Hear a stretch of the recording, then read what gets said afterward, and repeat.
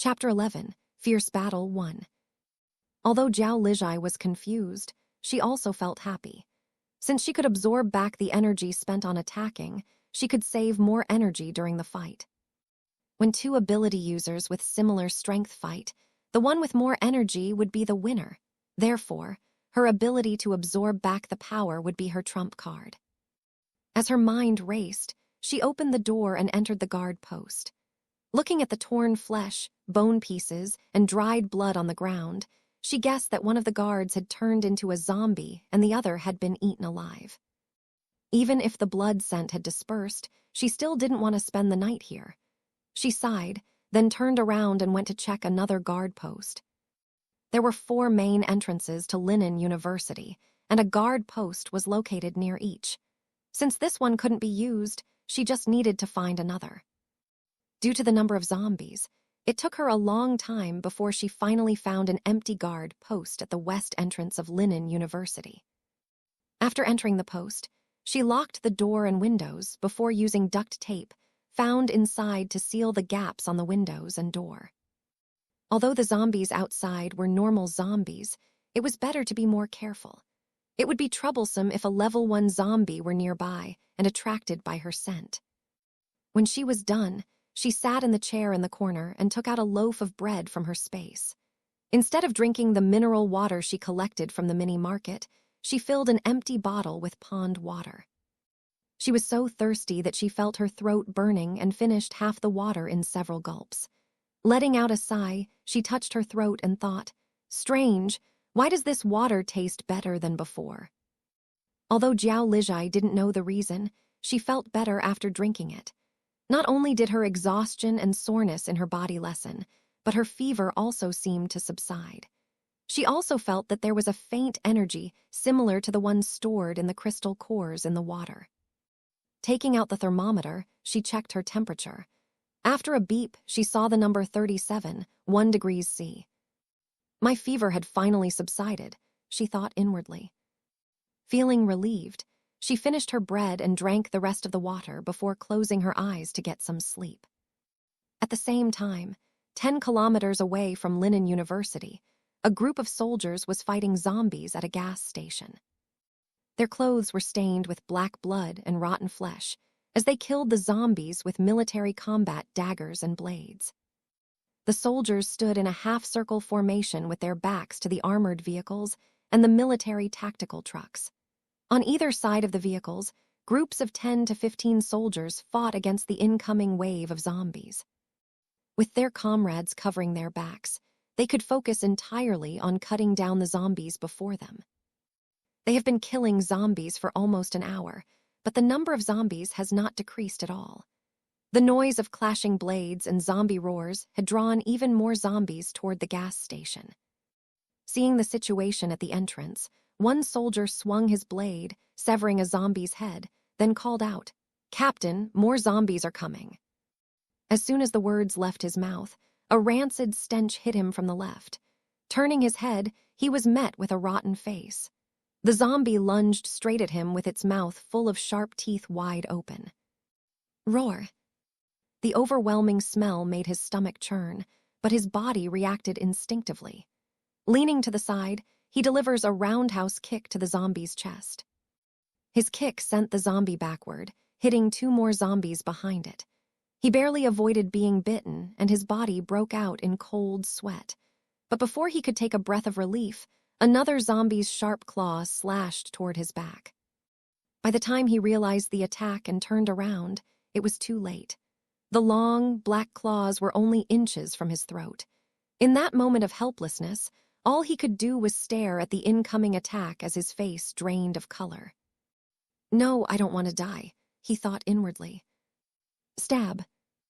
A moment before the claws ripped his throat, a dagger whizzed past his ear, burying itself into the zombie's forehead with a sharp sound. As the black blood flowed from its forehead, the zombie collapsed to the ground with a dull thud. The next moment, he heard the familiar voice of his captain, "Don't get distracted." As he walked past the soldier, the man bent down, kicked away a zombie charging toward him, and pulled the dagger from the fallen zombie corpse's skull.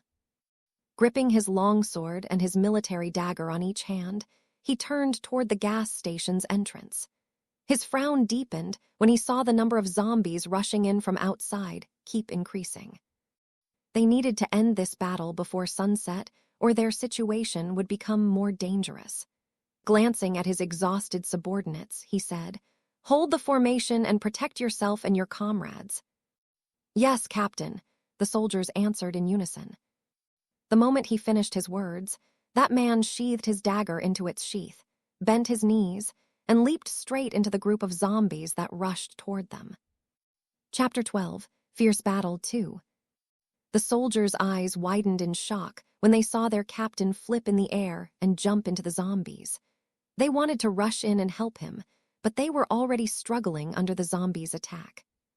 They were exhausted, and even if they rushed over, they would only become a burden to their captain. With this realization, they could only continue to kill zombies while praying for their captain's safety inwardly. Unaware of his men's thoughts, the man landed on a zombie's head and used the movement force and his weight to break the zombie's skull. Duog, crack. As the zombie's head hit the ground, its skull broke and crushed into a pulp beneath his black military boots. The next moment, he pulled his longsword out of its sheath and slashed it in a powerful horizontal arc, beheading several zombies in a single stroke. As blackened blood splattered around him, he assessed the situation. More zombies were pouring in from every direction, and there was no sign of the end of it. Sensing the incoming sharp claws from the surroundings, he crouched, then executed a wide, low roundhouse kick, sweeping multiple zombies off their feet. Duog. The zombies fell backward, bumping into the zombies behind them, and another group of zombies lost their footing and began to fall to the ground like dominoes. While the zombies were struggling to get up, he swung his longsword at the zombies' heads. Each swing of his longsword sent heads rolling to the ground. After killing a group of zombies, he moved toward the gate and killed zombies along the way.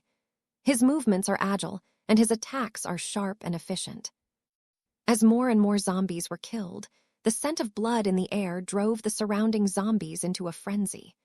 Their guttural roars filled the night as they rushed in, clawing and pouncing wildly. The ground under his boots was covered with blood and rotten flesh, but he continued swinging his longsword as if he was killing chickens and not zombies. When he finally reached the entrance, he pulled the large gate with all his strength, trying to close it. As long as he closed the gate, he and his soldiers would be able to rest and recover their strength. Unfortunately, the number of zombies was too much. Before he could secure the lock, 2 zombies managed to slip into the small opening and lunged at him from either side. Roar, roar. The moment he senses the danger, he lets go of his hand holding the gate. He swung his longsword in a deadly arc, beheading the zombie on his right side, then pivoting and delivering a strong kick to the one on his left. Duog, crack. The force of his attack sent the zombie flying several meters away, and the sound of broken bones was heard on impact. Seizing the brief opening, he grabbed the gate and slammed it shut. Clang. The moment he locked the gate, countless pairs of rotting hands thrust through the gaps trying to reach for him. Bang, bangs, bang. Roar. The zombies banged against the metal gate, and their desperate roars echoed in the night. Before he could catch his breath, more zombies came from behind him. Roar, roar. The man's eyes gleamed coldly as he jumped and flipped back in the air. The moment he landed on the ground, he bent his knees and rushed forward. In a split second, he slashed his longsword downward, cutting the zombie in front of him in half. While he was fighting fearlessly, the soldiers killed the zombies while looking at the entrance. Their eyes turned red when they saw their captain being swallowed by a group of zombies. Thinking that their captain had died, one of the soldiers gritted his teeth and shouted with reddened eyes, "Brothers, we must avenge our captain. Kill them all." The soldiers' hearts were filled with anger and grief as they shouted in unison, "Kill them!" Due to the large number of zombies around them, their battle cries were swallowed up by the roar of the zombies. Roar. As the sun dipped below the horizon, the red moon rose into the sky. The moment the red moonlight shone on the zombies, a terrifying change took place. The zombies let out an agitated roar as their movement speed became faster and their stiff bodies became more agile. The soldiers were exhausted, and they were not as alert as before. Feeling dizzy from hunger, one of them swayed and took a step backward as he breathed heavily. Holding onto his chipped blade, he raised his eyes and saw a bloody mouth in front of him. His eyes widened in horror, and he instinctively raised an arm to block the attack. Roar. Crash. Ack. The soldier let out a cry of pain as the zombie's sharp teeth sank into his flesh. Cold sweat covered his back and forehead from the pain. Gritting his teeth, he raised his leg and kicked the zombie away. Duog. Feeling the tearing pain in his arm, he watched in shock as the zombie ate his flesh. Holding onto his bleeding arm, he looked at his comrades and made up his mind. Chapter 13, Fierce Battle 3. Standing not far away from the wounded soldier, another soldier noticed his friend's injury and shouted, "Duck Shung, retreat." Hearing his friend's words, the soldier turned to look at him and smiled. "Brother, if you meet my girlfriend, please tell her I'm sorry." As soon as he finished his words, he rushed toward the incoming zombies. As his blood dripped from his arm, the zombies went crazy. Despite their stiff movements, they turned their heads and chased after him. Seeing this, the rest of the soldiers realized their friend intended to sacrifice himself. They wanted to stop him, but the zombies kept attacking relentlessly, making it impossible for them to chase after him. The wounded soldier ran toward the wall, climbed over it, and jumped outside. He kept running toward the road where most of the zombies were gathered. Throwing away his broken blade, he pulled 2 grenades from his pocket, yanked out the pins, and shouted, "Even if I die, I will take you all with me." Boom! A deafening explosion echoed through the area, and a small mushroom cloud rose from the explosion. The soldiers fighting in the gas station watched helplessly as their friend sacrificed himself. As the dust and wind settled, all the zombies within 15 meters of the explosion were wiped out. The road was destroyed, leaving behind a deep, gaping hole. The soldiers were shocked and too focused on fighting the incoming zombies. Everyone failed to notice the small figure that had silently jumped onto the roof of an armored vehicle. The small zombie crouched low, and its glowing red eyes locked onto a soldier's back. The next second, it launched itself forward, aiming its sharp claws at the soldier's heart's position. Roar! Hearing the roar from behind, the soldier turned around, only to come face to face with the rotten face of a small, fast-moving zombie. Before his brain could react, his instinct kicked in. In a split moment, he raised his blade to block the attack. Clang! The collision from the attack sent him flying, numbing his arms. The moment he hit the ground, several zombies rushed toward him in excitement with their claws and teeth ready to devour him. In a few seconds, the soldier was surrounded by the zombies as he let out a painful cry. Arg! Seeing this, the nearest soldier drew his gun and fired at the zombies. Bang, bangs, bang. Bullets hit the zombies' heads, killing them instantly, but the loud gunfire attracted even more zombies. When the soldier saw his comrade was covered in blood with his flesh torn and bones exposed, he quickly ran over and dragged him toward the rest of the soldiers. The soldiers panicked at the sight of their severely injured comrade and raised their guns to shoot at a small zombie in front of them. But before they could pull the trigger, the zombie had already pounced on another soldier. Roar! Its movements were too fast, and the soldier didn't even have time to react, let alone block the attack. The next moment, he saw a pair of gray eyes appear in front of him, and a rotten stench assaulted his nose. Stab. Cough. As the zombie's sharp claws pierced his flesh, the soldier coughed up a mouthful of blood. He lowered his gaze and saw a rotten hand buried deep in his body. Pain spread from his heart, and he knew he was beyond saving. With his last strength, he grabbed the zombie's arm and shouted, "K-kill it." The moment nearby soldiers heard his words, They immediately aimed their guns at the small zombie and pulled the trigger. Bang, bangs, bang. Multiple shots rang out, all targeting the small zombie's head. They thought they could kill it and ensure their comrade's sacrifice wasn't in vain. Unexpectedly, before the bullets could hit the target, the zombie yanked its arm from the soldier's chest and leaped away while clutching a bloody heart in its hand. As it dodged the gunfire, it bit into the still-beating heart, devouring it in just a few bites. The soldiers were stunned when they saw the zombie eat the heart. The moment the small zombie landed, it raised its head and let out a long, chilling roar. Roar. Unlike the other zombies' roars, this one sent shivers down the soldiers' spines. The moment the roar echoed through the area, the other zombies suddenly stopped attacking and retreated in an orderly manner. Seeing this, the soldiers were stunned and looked at the small zombie with fear. The situation was too strange. They couldn't understand what was happening at all. Even with their rigorous training as Special Forces members, the fear of the unknown was a natural human instinct.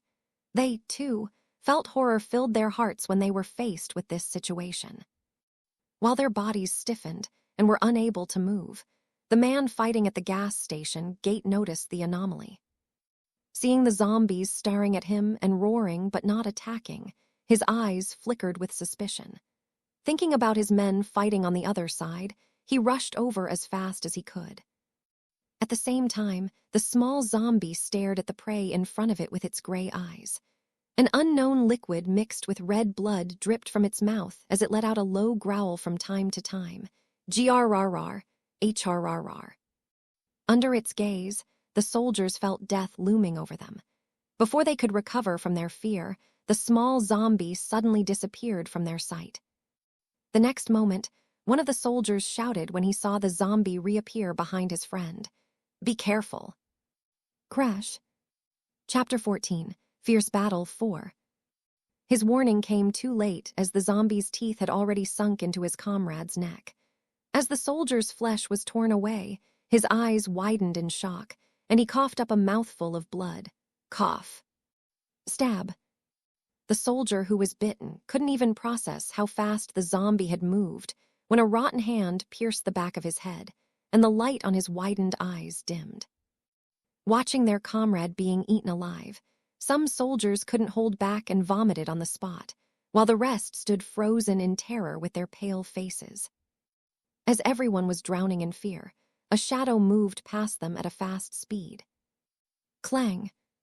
The sound of metal clashing rang through the area, and they saw their captain's longsword locked against the zombie's claws. Roar. The small zombie let out an enraged roar, furious that this prey interrupted its meal. A second later, it pushed against the longsword and lunged at him. Looking at the torn flesh caught between the zombie's teeth and the blood dripping from its mouth, the man narrowed his eyes coldly, and his body was emitting thick, murderous intent. As the zombie rushed toward him, he flipped his body, barely dodging its attack. The zombie turned around and aimed its claws at the back of the man's head. The next moment, he crouched down and used one arm as a pivot, twisting his body before delivering a powerful kick to the side of the zombie's head. Duog. The impact sent the zombie flying. Bam, crack. The zombie crashed into a wall with its body embedding into the cracked surface as debris and dust fell around it. Although the zombie felt no pain, it was clearly annoyed. It struggled to free itself, but before it could come out from the cracked wall, the man had already appeared in front of it with his longsword raised high. Sensing danger, the zombie opened its mouth wide, and a wind blade shot toward him. Roar. It was too late for the man to dodge, and he had no choice but to swing his longsword at the incoming attack. Boom. The collision between his longsword and the wind blade sent him flying backward, knocking him to the ground. Seeing the zombie preparing another wind blade, one of the soldiers shouted, "Captain, be careful." The moment he heard the warning, the man immediately rolled to the side, barely avoiding the attack.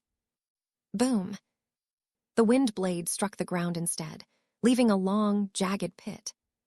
When the man stood up, the small zombie had already disappeared from sight.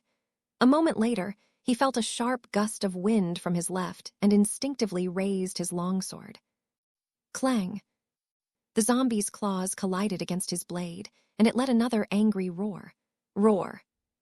Fatigue weighed on the man's body, but his gaze turned ice cold as he said, "It's time to finish this." As soon as he spoke, he flicked his hand, and a small whip of black flame shot from his palm toward the zombie's chest. The moment the flame touched its rotten body, it flared up as if doused in gasoline. The zombie's dull gray eyes shifted as it sensed danger, and it stumbled back. Noticing it was trying to escape, the man swung his longsword diagonally at the zombie's head. A second later, the zombie's head tilted and fell to the ground with a dull thud, and its body collapsing right after. Roar! As soon as the small zombie died, the surrounding zombies let out roars one after another and pounced at the soldiers. Without the suppressive pressure of the small zombie, the soldiers regained control of their bodies and aimed their guns at the group of zombies. Even though gunfire would attract more zombies and hitting the gas pumps would be dangerous, they were exhausted and had no other choice. If they didn't fight back, they would die. Bang, bangs, bang. While the soldiers continued firing their guns, the man's face turned pale. Using his fire ability had placed a heavy burden on his already exhausted body. Taking several deep breaths, he steadied himself. As he lifted his gaze, he noticed a crystal glistening under the red moonlight. Bending down, he picked up the transparent crystal and flicked it a few times to clean off the rotten brain matter and black blood.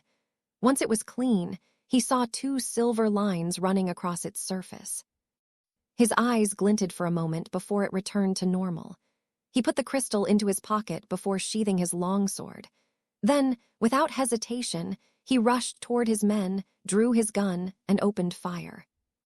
Bang, bangs, bang. The fight against zombies lasted another hour before the last zombie was finally killed. The roaring of zombies outside the gate echoed through the night, accompanied with the banging sound against the gate, but no one spoke. Standing beneath the red moonlight, the soldiers showed no joy or relief at having survived a life-and-death battle. Instead, their faces were shrouded in sorrow over the loss of their fallen comrades. Jin Zuyan clenched his fists and said, "Anyone who was injured, step forward." At his command, 8 soldiers stepped forward. Their gazes firm despite their bodies, being full of wounds and clothes being covered in rotten flesh and black blood. A soldier, standing tall with his back straight, took another step forward. He looked at Jin Zuyan with a smile and said, "Captain, I'm not willing to die without a fight. Please allow me to go out and kill as many zombies as I can. When I can't hold on anymore, I will take my own life." "Captain, I want to fight too," another soldier added. One by one, the rest of the injured soldiers voiced their requests to go out and fight to death. Watching their wounded comrades prepare for their final battle, the remaining soldiers lowered their heads as silent tears slipped down their faces. Chapter 15, Sign of Mutation. Jin Zuyan listened without interrupting. Only after they had all spoken did he finally say, "Being injured by zombies doesn't always mean you will turn into one. There is a chance you might awaken an ability power." As soon as he finished speaking, he opened his palm, and in an instant, a whip of black flame ignited above it. The soldiers' eyes widened in shock and amazement. Some wondered if exhaustion caused their eyes to play tricks on them. Jin Zuyan clenched his fist, extinguishing the flame, and continued, "When I was injured before, I developed a high fever. But when I woke up, I had the ability to summon fire." One of the injured soldiers hesitated before asking, "Captain, do we really have hope?" Jin Zuyan nodded and replied, "I have noticed that those who mutate usually show symptoms within 2 hours after being bitten. If you haven't turned by then, there is a chance you will awaken an ability instead. So far, the only sign of awakening ability that I know of is a high fever."